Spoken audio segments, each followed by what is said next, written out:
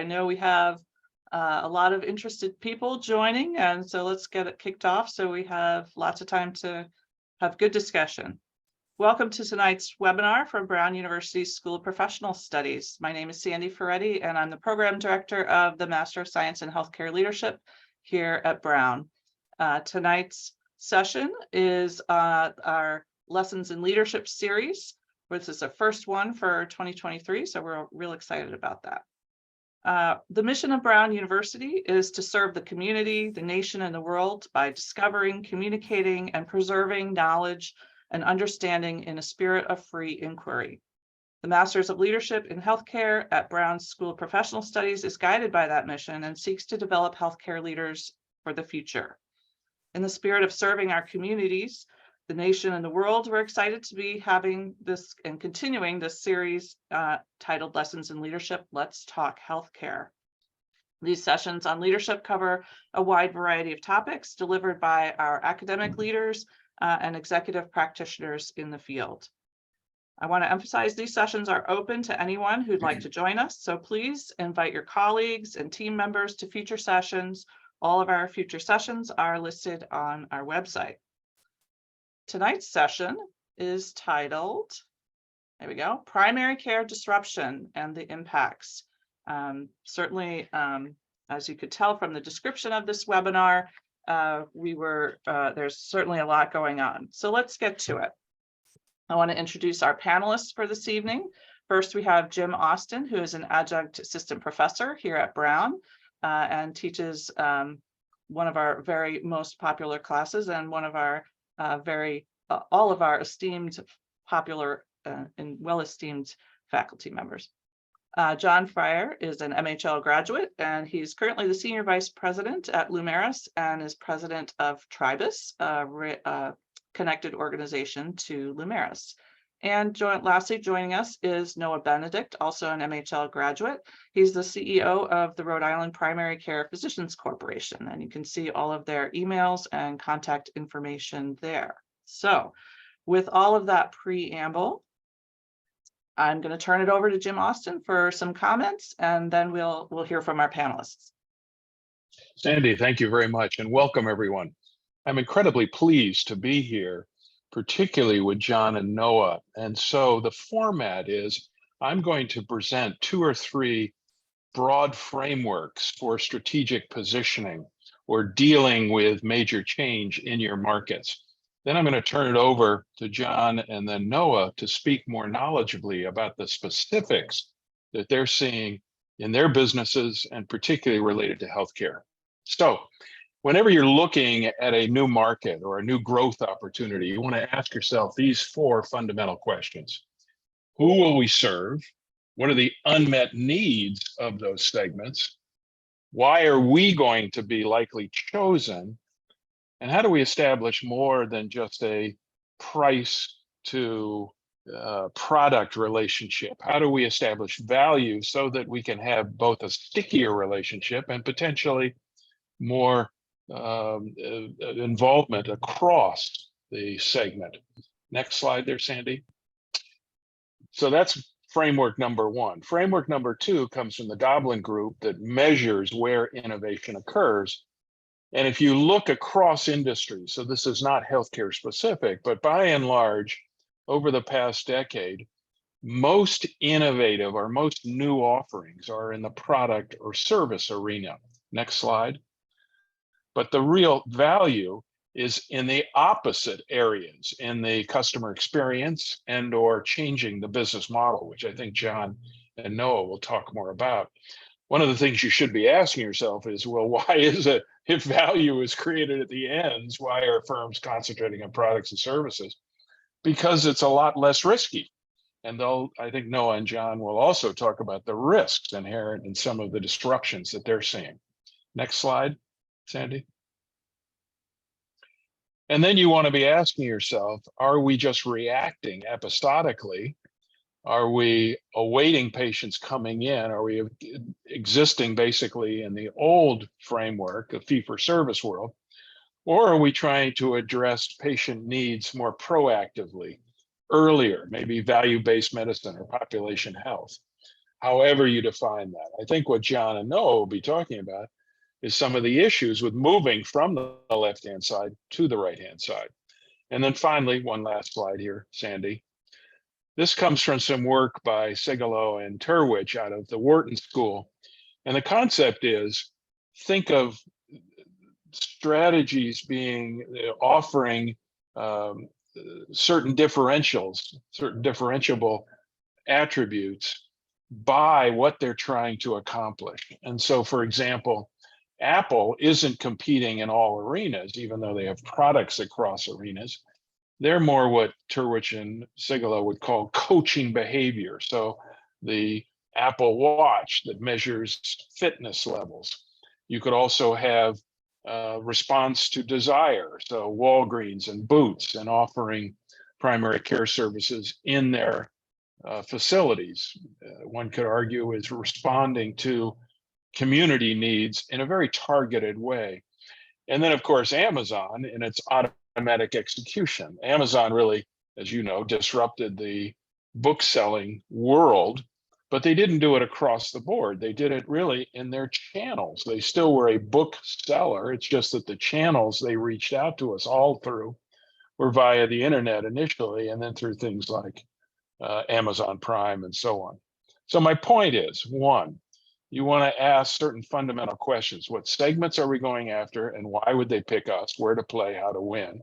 Secondly, is this simply a revised product and services game, or are we in fact looking at really changing the business model and the service delivery side? And then third, how are we layering these choices to create what some call a platform strategy, or those strategies that allow you to grow into related areas? And with that, I want to turn it over then to John first, and then Noah, that will talk to us about the reality that they're actually seeing in their various markets. John. Thanks, Jim, and thanks, Sandy. Glad to be here with the group this evening. And really, Noah and I both hope we can have some dialogue here as well. So as we get rolling tonight, please put your questions in the chat, and we'll try and get to as many of them, and really hope to have a spirited discussion tonight, because I think, the topic is very relevant in the current moment. Disruption in primary care and disruption in healthcare by and large is a really important topic. So a little bit of background on myself. I work for a company called Lumeris, and we are laser focused on enabling physicians and health systems to move away from the transactional fee-for-service business model of the past towards a new business model, and that is value-based care and risk-based contracting. We serve as a risk-based MSO for health systems on both coasts and everywhere in between, as well as physician groups. Have about 7,000 physicians that work with us today, about $10.5 billion in medical spend. We're an active participant in the Medicare Advantage model, as well as CMS's demonstration projects, mainly direct contracting, now ACO REACH. What's interesting about us in this space of disruption is we'll talk a lot about the aggregation of the clinical labor force that's occurring across this country. Lumeris serves to exist the providers, but we've differentiated ourselves in that we are not a physician aggregator. We do not employ physicians. We do not look to aggregate them. We look to enable them. And so you'll hear a little bit of the challenges that we see in the market tonight, as well as what Noah is experiencing up in Rhode Island with boots on the ground. But I think it's important to kind of ground the conversation. Also, I'm a big numbers guy.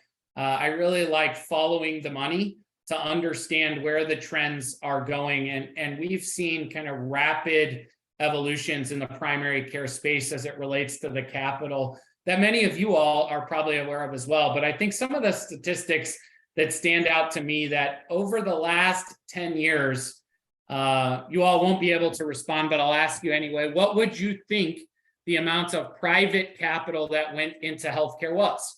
Well, in the last 10 years, according to PitchBook, it's $1 trillion across 8,000 transactions. And when we think about even in the last 2 years, in 2021 alone, investors raised $16 billion to aggregate primary care, to disintermediate primary care. And a lot of that aggregation is really focused on this business model transformation that is occurring from transactional fee-for-service based practice patterns to value-oriented population health, taking and managing the risk. I think the other big trends that are impacting, primary care disruption in particular is obviously everyone's paying attention to Amazon. Amazon has gotten into the space in a big way, made a $4 billion acquisition of a New York-based startup, One Medical, that had bought Iora Health as well, that serves commercial and Medicare patient populations. That would be what I'd call the non-traditional new entrants into this primary care segment. But the payers themselves are actually getting much, much closer to care delivery. And we'll talk a little bit tonight about the reasons for why the payers are vertically integrating. But by and large, the biggest employer of physicians now in this country is United Healthcare. They now employ directly 70,000 physicians across the country through their Optum subsidiary. And Optum now makes up the lion's share of United Healthcare's aggregate revenues as an enterprise.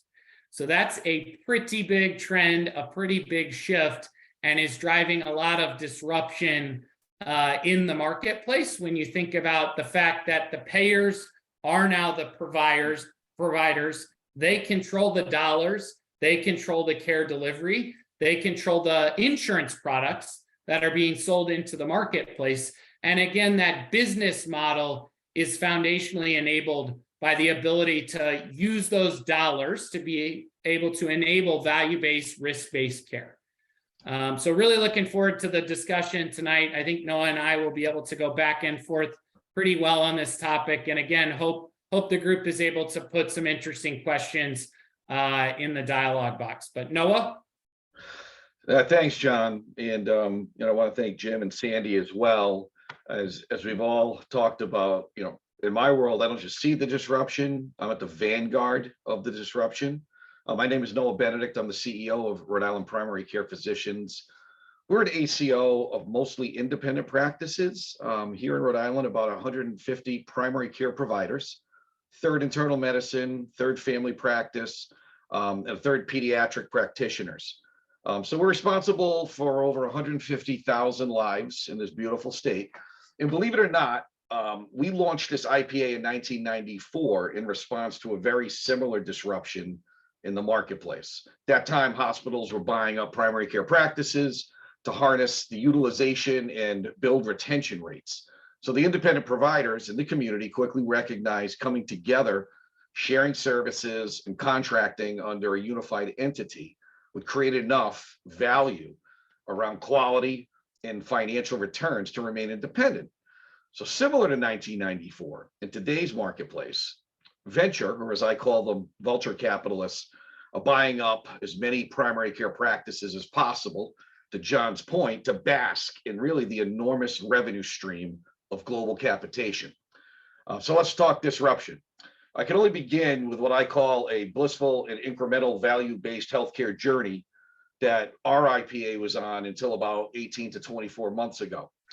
About 15 years ago, our IPA, as it matured, began to negotiate with the payers around pay performance contracts, patient-centered medical home proliferation. We also transitioned to shared savings agreements about 10 years ago. In the last 6 years, we moved to partial risk through total cost of care contracts. Mainly about, if you think about the premium dollar and Medicare Advantage, about 10% of the premium dollars. So back to disruption. About 2 years ago, the largest payer in our market, which encompasses about 50% of the lives, decided that global capitation needed to happen immediately in the name of value-based care. This was a big moment. This was a big declaration that attracted many national global cap players. Optum is one of them. John had mentioned Oak Street, Village MD, and others. So why was this disruptive? As an independent provider group, an ACO, we didn't have the deep pockets that are required to backstop full risk. to move from 10% of the premium dollars all the way up to 85 on average in a global cap arrangement of the premium dollars is an incredibly seismic shift from what we were doing before to what needs to now happen to be successful moving forward. And to be successful, you really have to have deep pockets. You got to have the deep pockets, not just to backstop the risk, but as you have an aging provider population, you've got to be able to acquire those practices to make sure that you're securing those panels. So this is really what's behind the trend of the practice acquisition that you're seeing nationally. So in order for us to compete, we had to very quickly secure a capital partner because the deep pockets were critical for us to backstop full risk and to even jump into the game. And that was very different from our incremental build that we had been working towards over the last 20 years. In a perfect world, we would be starting with professional or primary care cap. Then we'd focus on practice transformation. Then embed within the provider mindset a real value-based mentality, and then move to global cap. And that's happened in other markets where it's an incremental build to maturity for a market to be able to be capable of managing cap. So I would say from my perspective, disruptive is an understatement. Today, as we speak, we're mobilizing an effort to meet the demands of the market. And it's been a challenge. We've secured a capital partner. We, over the last 20 years, have done an amazing job in building a foundation that was deriving out of total cost of care contracts, incredible quality returns, as well as financial returns. But now that we're moving on to real managed care world, we have to have those true managed care capabilities. And so we're standing up a hospitalist group, and we're also going to be moving towards delegation, full delegation from the payer.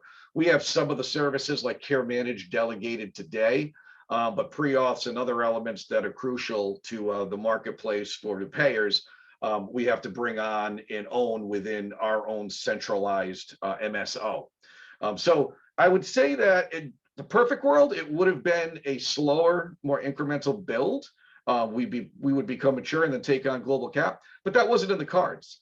And I'm really comfortable with that. And because of the work that we've done in the value-based realm over the past, I think, 10 years more than ever, we are thinking value-based. We at least are prepared. Our physicians who now will have to transform much more quickly, I believe, than our board of directors had anticipated. We can mobilize the effort. We can gain that wide enrollment that's going to be critical because we're not starting off from square one. If on a scale of 1 to 10, 10 being your full risk at global cap, we're probably sitting around 6. And so for us to be able to notch our way up through the 6, 7, 8, and 9, we're just going to have to do it much more quickly than we had anticipated. But now that we've secured a financial partner and we are negotiating that full risk arrangement with our largest payer, in 24, everything shifts very quickly for us. It affords us, I think, a full year to really gain some traction, to work out some of those elements that are going to be a little bit more challenging than others in the care management model. But in 25, feel as though that we'll be humming and hitting the ground running. So I'm excited about the journey. I'm knee deep in it. The players that we've talked about, Village MDs, the Optums, the Oak Streets, they are in our market. I'm excited because we're effectively competing with them because we're enabling ourselves through building those managed care capabilities because we have a capital partner that's supporting us on this endeavor. So I'll stop there because I don't want to go on and on. But if anybody wants to really, ping me on what the blocking and tackling is in that transition, I'm a good resource for that, and I can answer any questions along those lines. Yeah, So I'll shift it back to you. Well, I know Sandy is going to manage this or facilitate these questions, and there are 3 very good questions in chat already. But I wonder if I could just kick it off to both of you. When you're dancing against elephants like an Amazon or an Optum, how are you guys going to win? What's the value you bring specifically? I mean, I'll start just to say healthcare is local. That's what I was going to say. That's exactly it. And the relationship that you have with your provider really trumps all. And I find it hard to believe. I equate back to the 90s when the hospitals were buying up practices, and it invariably didn't work out, because once you get down to the X's and O's of really succeeding and building those relationships, I don't see it happening then, and I don't see it happening now within the retail space as you see Oak Street and CVS and you see Walgreens with Village MD. I think that's going to be a huge challenge for them. That's just my perspective. John, I'd love to hear yours. Yeah, no, I think I agree, but I think, Jim, the reality on the ground today is there is massive consolidation occurring in healthcare, and it's not slowing down. The payer community consolidated, 10 years ago. The provider community continues to be from a health system perspective. There are folks out there, strategists, that are saying, it's the rule of 7. We are going to, continue to consolidate until we have 7 large regional health systems. The physician community will continue to consolidate through vertical integration, but I'm a believer in history. And typically these financially backed vehicles, and actually relates to one of the questions in the chat, come in cycles. And so we'll go through a wave of consolidation and then it'll break up, and a wave of consolidation and then it'll break up. But really it does come back at the end of the day. What we're focused on, what I know Noah's focused on, is many times in these big roll-up strategies, who gets caught in the middle is the patient, is the physician. And if we don't keep sight of why we're in healthcare and what healthcare exists to provide, that can create really detrimental impacts. And there's been actually some very pointed articles in the Wall Street Journal coming out of the Kaiser Family Foundation of what is private equity's role in healthcare? And is it a good thing? Is it a bad thing? Should we be regulating it? And there's a lot of national dialogue ongoing about that. And it relates to kind of the question of antitrust. To date, antitrust regulators have not stepped in the way of the payer-backed aggregation, because their core business and their core revenue is still on the payer side. There is open questions as Optum has overtaken United Healthcare, the payer, as to is the regulatory environment going to shift? There is talks that United Healthcare could spin Optum off and take it public as a separate company. Optum has been very careful in their acquisitions by geography to not aggregate enough market penetration to trip regulatory standards that exist today. But I think it's an open question as to, are those regulations dated? Are they being updated fast enough to keep up with these trends in the market? But I think the other thing that we're talking a lot about value-based care as a driver of this disruption, and where is that movement to value-based care coming from? Well, the population in the country continues to age, and more people are growing into that 65 plus or that Medicare bucket every day. And the Medicare Trust Fund is depleting itself as the population moves into that Medicare cohort. So our current healthcare model, economic model, is unsustainable. The government and CMS has come out and said by 2030, so another 7 years we've got, all Medicare and Medicaid payments will be in risk-based contracts, value-based care. That is a big driver of the activity, is the acceleration of the population shift, as well as the regulatory environment and the regulators saying that they will be moving to a value-based model. And what the government does, the commercial carriers typically follow. And so they've moved aggressively to move their own products into value-based care and risk. And that really has led to this rush as to why primary care. Well, primary care, I don't know the exact stat off the top of my head. Noah, you may. And there's different studies that are out there, but primary care physicians have an influence over 70% of aggregate healthcare costs in this country. So they are the primary quarterback as to who has to take the reins to manage this increasing medical cost, and also are at the center of who can actually influence the change to drive it. And so that's what's led to the focus on primary care, to the focus of private equity coming into primary care, to the payers being interested in primary care, that's driven a lot of the disruption. And John, John, and John, Noah, I to would, your, John and Noah, to your yeah. point, do we have the data and the systems integration to talk to each other across, primary specialty, lab, everybody else, hospitals, to really manage risk-based pools of money well? Are we at a place now where we can do that well? Well, open question. Much better, yes. So many folks that have been in the industry for a while may be familiar with, in the 90s, there was a big push towards HMOs and global capitation. And Noah, you can talk about the war stories there. But they pushed a ton of risk to physicians, to hospitals, to health systems, and it lost a ton of money for everybody. And it imploded the system. And the real reason for one of the reasons why it didn't work then was there was no data. The data was all in like old antiquated payer systems that they had no ability to get to anybody. And they said, you're now at full risk, go manage this population. And you were basically flying blind with the paperwork you had in your physician office. We've made a lot of progress in the last 25 years on the technology side.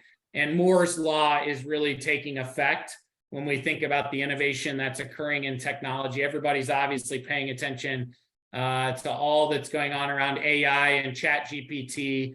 And we could get into that in a different kind of segment of this conversation. But yes, I do think the data piping and foundation is at a much more stable place than it's ever been. It will continue to advance and accelerate. And that's a core enabling function for this to work. And I agree with John 100%. I mean, in the work that we do, there's more than enough data to be aggregated to get actual reporting out to providers, and also to look at the overarching analytics that are driving whatever your expenses are. And so that does exist today. It's a matter of also cost associated with it. You know, John would tell you as he goes out with any conversation he's having with a provider group such as myself, there's a cost associated with having an aggregator that's going to produce the information valuable enough for you to be able to drive to your objective. But the data is out there, and there are systems that can help you.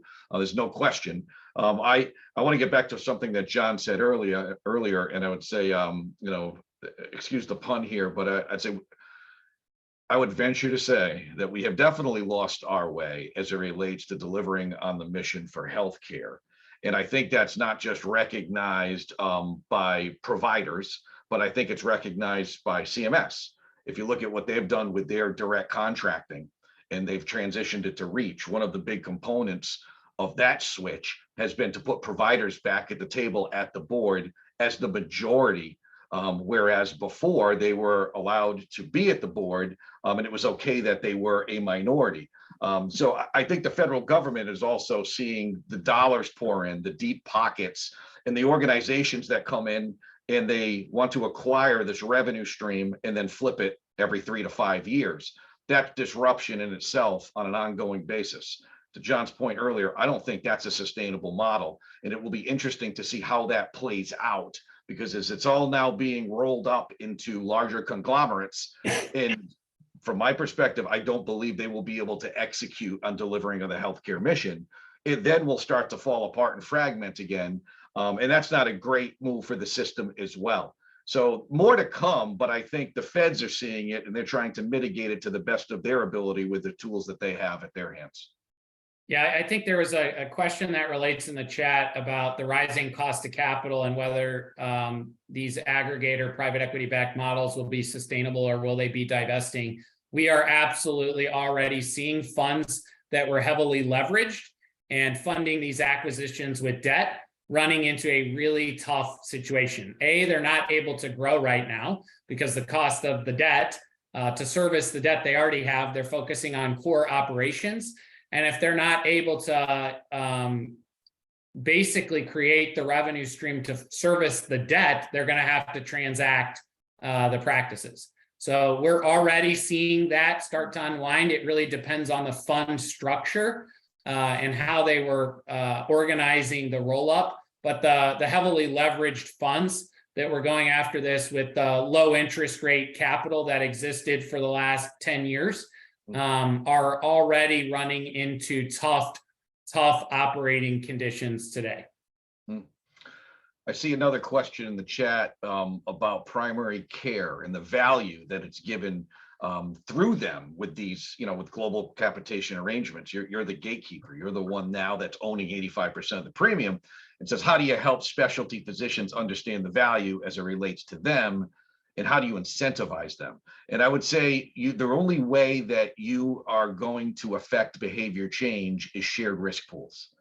And so when the money now comes in at the 85% to the ACO and or integrated system of care, you will then turn and subcap your specialists. And subcapping your specialists in a competitive marketplace will allow for you to get the best price, the best care path, the best outcomes for the panel that you're responsible for. I don't believe there's any other way. Incentives, I think they're more than incented now to do it based upon how they're reimbursed, and there is no appetite for any behavior change. But once you subcap them and you talk about and you make this a competitive marketplace by pitting them against other groups, I think that you'll find that they would be open to transitioning from the way that they deal with your patients today based upon what the model will look like for them tomorrow. Yeah, and no, I think you hit on a really good point as it relates to the capitation. And there's a couple things I want to unpack. So Noah mentioned this 85%, and 85% of the MLR that gets thrown out a lot. And that's really specific to Medicare Advantage contracting, but it also relates to why United Healthcare founded Optum. So out of regulation during the Obama administration, the government capped the profit pools for health insurance companies in exchange products and in Medicare Advantage products, and said you can only take 15% of all the premiums for your health plan operations. As a health plan owner, it doesn't cost 15% of the premium to run the plan. So they were already making margin on back office operations. But all of a sudden, these public companies' profit pool was capped. And they have investors that demand growth, demand returns, and demand growth in those profit pools. So as that regulatory environment shift, United Healthcare being the leader in, I don't know who their consulting firm was that helped them come up with this strategy, but as much as Noah and I like to bash them, it really was a brilliant corporate strategy from a United Healthcare shareholder perspective. If they were capped on the 15% for being a health plan, how am I going to get into the 85% that remains? The only way to do that was to become a physician group, to become a provider of care. So what did they do? They went out and acquired SCA on the ambulatory surgery side. They acquired post-acute facilities. They acquired hospice companies. They acquired home care companies. They acquired primary care physicians. And all of a sudden, they were playing on both sides of the coin. They were in the 15% and making their margin there. And then they jumped over into the 85% that they weren't regulated in. And they bought up everything but the most expensive place to deliver care, the hospitals. And the reason why they don't buy hospitals is because hospitals cannot turn down patients who walk into their emergency department. And so hospitals continue to be in a really tough spot now because they've been cherry-picked by these players that don't have some of the community-based mission and even regulatory requirements of treating everyone who walks through their doors. And that's really how we end up with this 85% threshold, is because the payers feel entitled to it because there was regulation that said you can only have 15. So if they say you can only have 15, they want all 15. They're not going to give you much of that. Now, we negotiate some deals with them to get into that additional percentage. And then they flipped over to being providers of actual care to get into the 85% that they were prohibited from doing as an insurance company. So we have a really interesting question about your opinions about the surge of concierge medicine and whether that could be another potential subcomponent if physicians. So I mean, we're in a shortage situation of providers. So do they get fed up with the system and say, look, I just want to be a practitioner? And so if you want to come to me and I'll manage your care, you pay me this much money and I'll take care of you. And I'm not dealing with all the other stuff. Well, I will tell you this, it's a definite threat to the system. Thankfully, when you look at geographically where there are opportunities for that based upon socioeconomics, it's not something that can be widely proliferated. So that's important. But to your point, Sandy, the prediction is by 2034, we'll have a shortage of primary care providers between 40,000 and 125,000 practitioners. I mean, this is huge for the sustainability of our healthcare system. And I think that capitation, global cap in value-based contracting couldn't come any faster to help us solve for that. Because if you've got 85% of the premium coming in to organizations that are integrated health systems, they can reallocate those dollars in a way that isn't done today and could never be done with fee-for-service, because the payers do not have the intestinal fortitude to turn down some of the payment that's going to the specialist and turn it up to primary care. But once you are in the driver's seat with that premium, you can now do that, and therefore you can recruit providers. People would be excited about being primary care providers, and you could retain them. And so, for instance, there are organizations around the country where the average salary for a primary care provider that's in a global capitated environment with MA is around $500,000 per year. You look at the average primary care provider's fee-for-service revenue, it's running closer to 250,000. So night and day, what your opportunity could be to help build back primary care. And I would never say that we would be able to proliferate the value-based capitated model fast enough to mitigate what will be the shortage by 2034. But it'd be nice to take a chunk back out of that and start to head down that road of replenishing providers that are now retiring and unable to backfill. Yeah, I think explicitly to the direct primary care question, I think it absolutely is going to continue to grow. But I think it's actually something I'm paying attention to as a broader trend. And it ties back to the model of insurance that we have sponsored by employers in this country. When insurance started, it was an employee benefit to attract and recruit talent. It then became an expectation that I get health insurance with my job. And the old model was that you hired Blue Cross or you hired United Healthcare to actually be an insurer. They were insuring the risk. But as the market continues to figure out that being self-insured is much more cost effective than paying a middleman to manage your benefit, direct primary care fits right into that trend of employers looking for ways to reduce their healthcare expense by going direct to the people that provide the care, rather than paying a bunch of middlemen to take pieces out all along the way. And I think there's an open question around direct primary care that Noah somewhat hit on. It works for a commercial population, but it does not work for the others in our society, the Medicaid, the uninsured. And so there's an open question as to how does the value of direct primary care serve all populations versus just that commercially insured tier of our population. I see a question here that's direct to me. It said, Noah, what do you look for in the capital partner? Can you tell us who you chose, or at least the characteristics that were most appealing? So though I can't say the name of the organization as of yet, I'm about 30 days away from being able to announce that. I would say for us, it's about their corporate values and really their commitment to the mission of delivering high quality healthcare. That for us was absolutely number one. So it was not a typical venture capital organization that you're seeing now within these markets that are really geared towards amassing that revenue and then flipping. This is an organization that has deep ties, not just in Medicare in those models that really are the most lucrative, but Medicaid as well, because they're mission driven and they want to have an impact on the entire population. We look at the way we manage our members as a total population health strategy. So we're not treating our Medicare members any differently than we are the rising risk and commercial.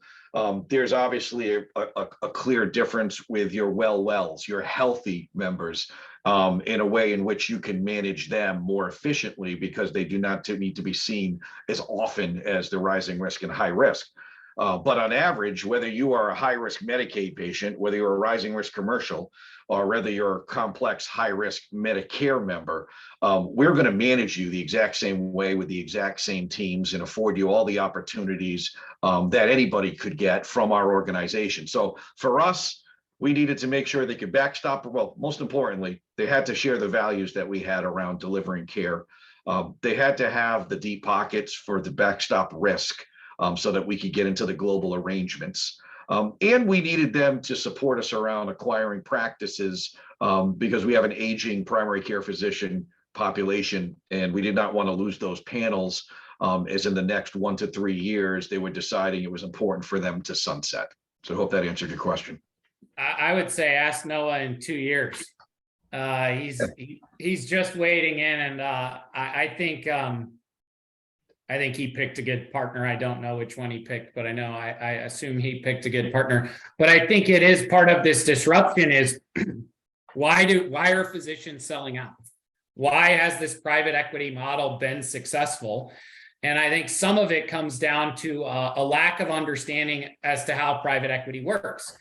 And folks got flashed a big transactional paycheck, which is great if you're on the cusp of retirement. By the way, like physician, I don't have any bones to pick with folks that are a couple years out. Somebody's going to pay you for your business, like seems like a good way to do it.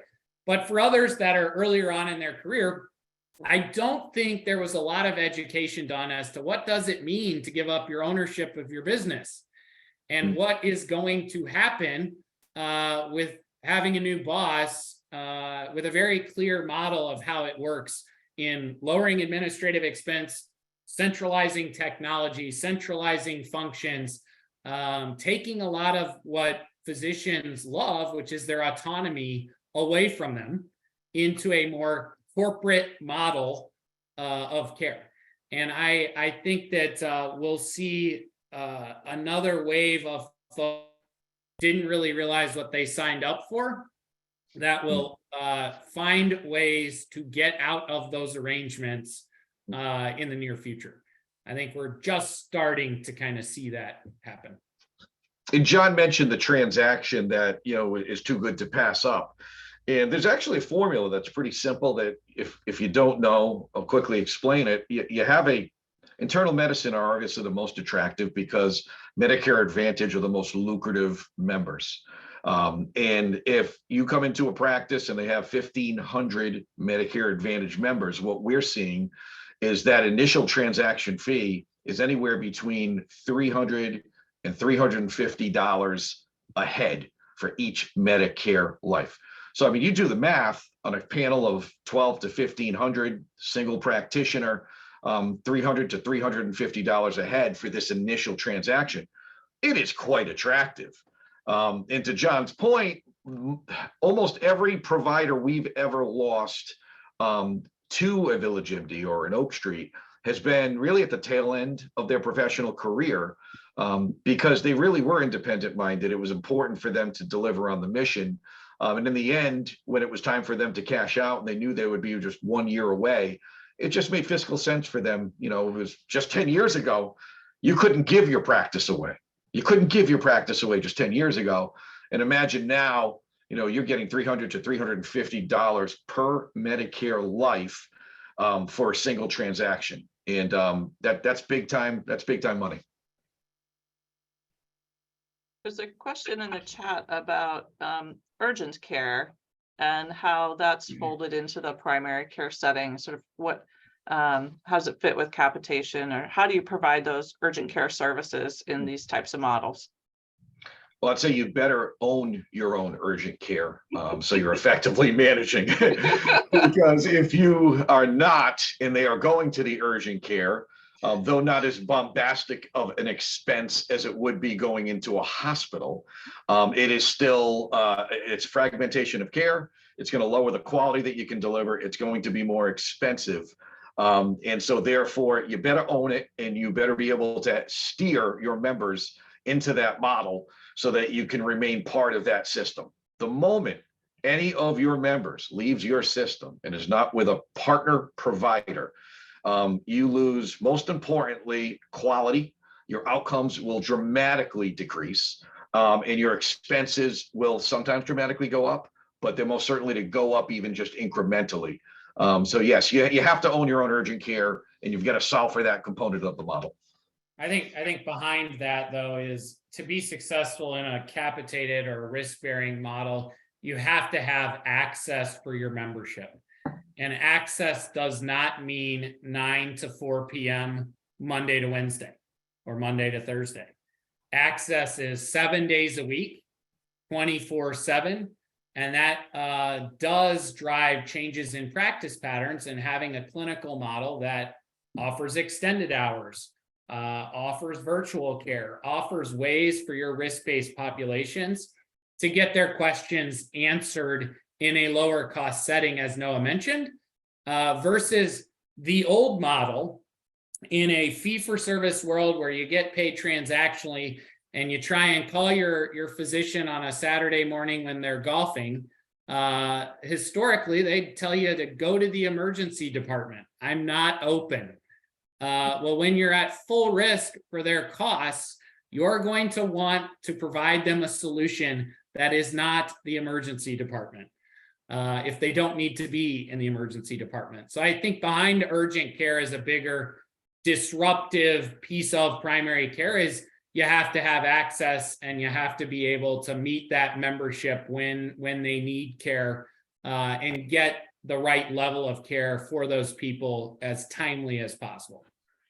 And John, you hit on a piece that is really around changing of culture. And that is one of the hardest components of all of this. If you're going to achieve the transformation that you desire, to secure those outcomes, both clinically and financially, great point around how you need to change the way you deliver care. And I would say that primary care, from an independent community standpoint, for those of us standing back and passing judgment on the Oak Streets and the CVSs and the Minute Clinic, we've got to be accountable for really not providing convenient care. And so as we're making this transition, to your point, John, if we are not using tech-enabled tools to quickly get to patients, so they're feeling an intimacy around that connectivity, so they're feeling as though they're part of something, then you're just going to continue to fail and lose members to other care settings that make it easy for them to access. Whether or not the cost is high or low is, I think, immaterial sometimes. It's like Starbucks. People are going to go to Starbucks and they're going to pay their $4 over the dollar coffee that they could get down the road, because they can, and they will, and it feels good, and it's easy, and it tastes great. I believe that same convenience holds for healthcare as well. And if we do not shape a system in which is convenient, that has capacity, that has easy access, then we're going to continue to lose members to really other systems that aren't going to be managing care in a way, or as effectively as a primary care provider group can. But they've got to change, and they've got to be willing to do things in a different way than they ever had before. I see an interesting question in the chat that gets to this topic, and it brings in kind of artificial intelligence, chat GPT, and it also relates to our physician burnout problem. And my physician counterpart in the venture that we launched called Tribus, which is risk-based primary care model, he's a physician, so he can say this, but he says that every other industry across the country, when technology was introduced into it, it made things more efficient. It put secretaries and librarians into new jobs because the technology replaced the need to have all these people. In healthcare, when technology came in, it did the exact opposite.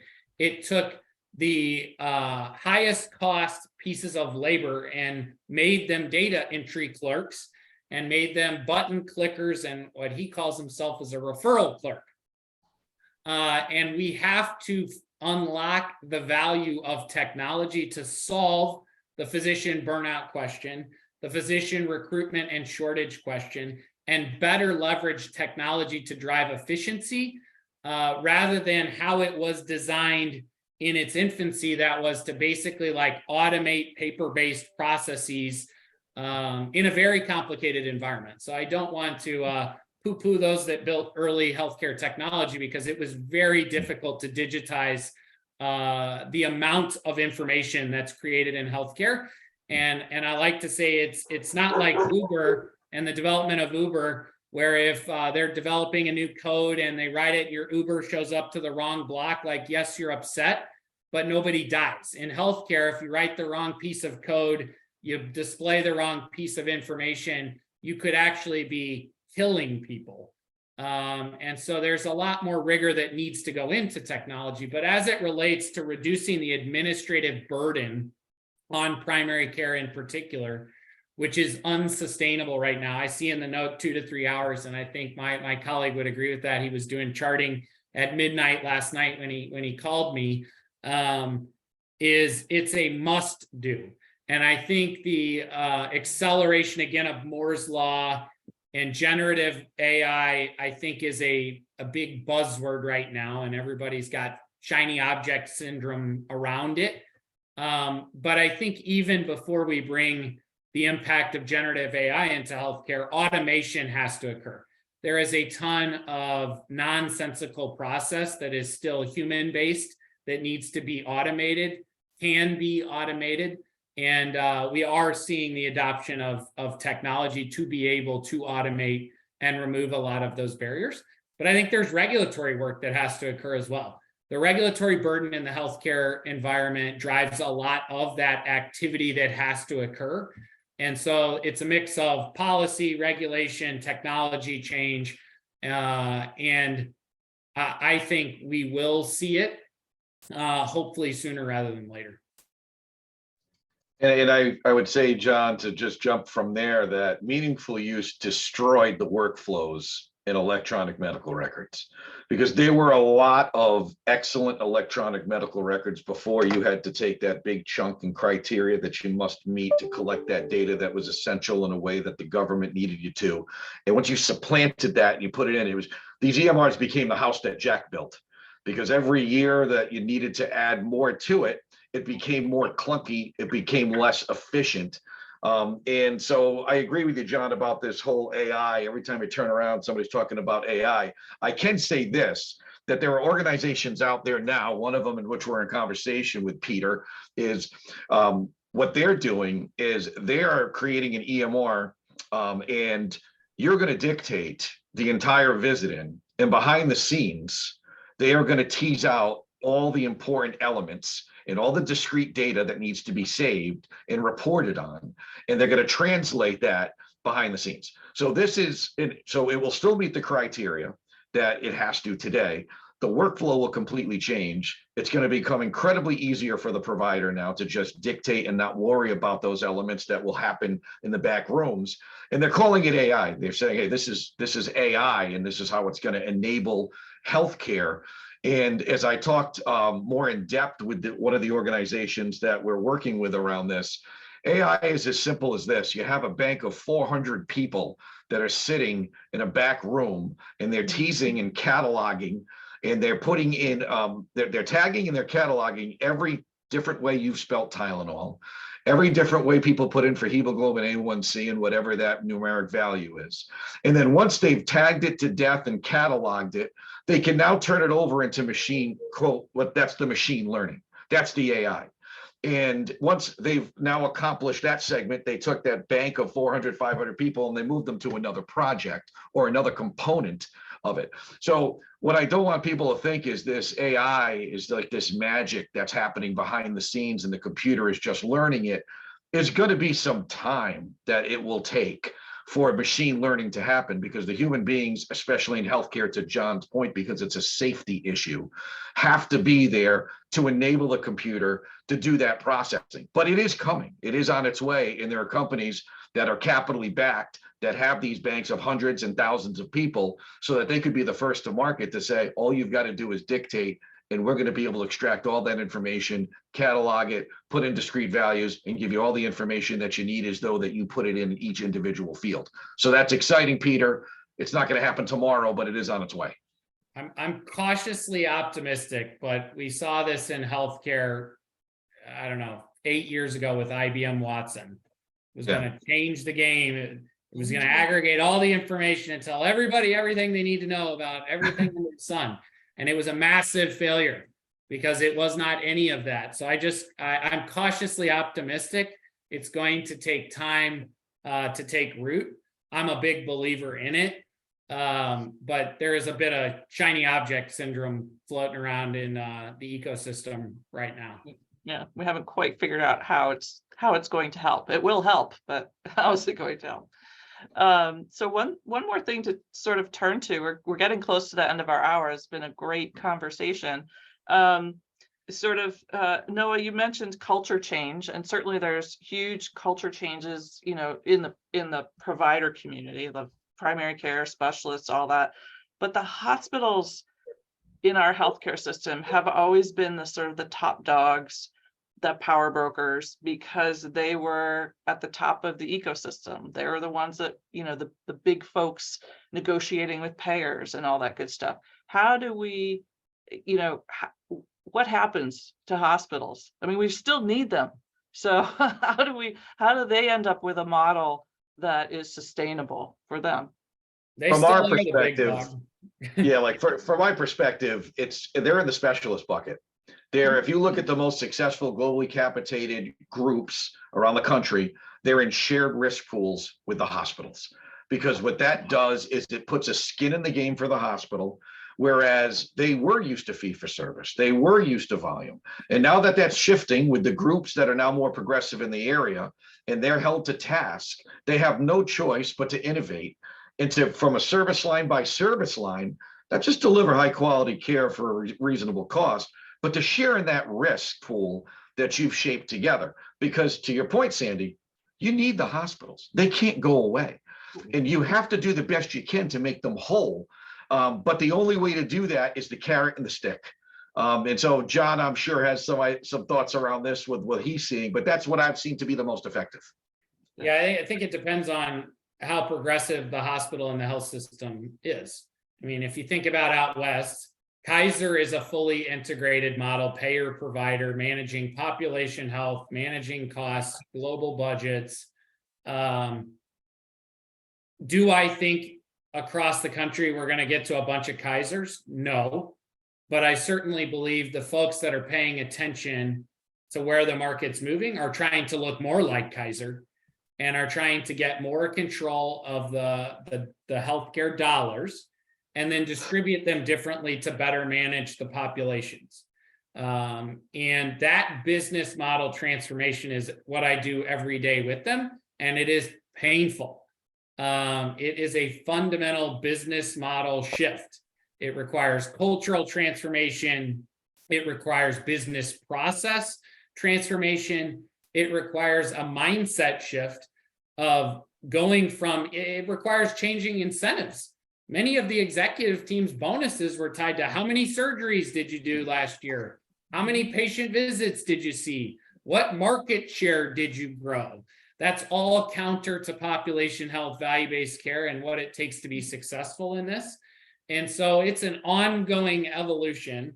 It is very market by market, but there are progressive organizations that are already succeeding in this model. And if you believe that the market is going to move to a risk-based, value-based world, then those are the people that'll win. And there will be other hospitals that really struggle. And I think that's going to be an open policy question nationally as to, we still need the people that are struggling. You still have to have an emergency department that you get in a car accident and you need to go to the hospital. And what do we do about those folks that don't effectively make this shift?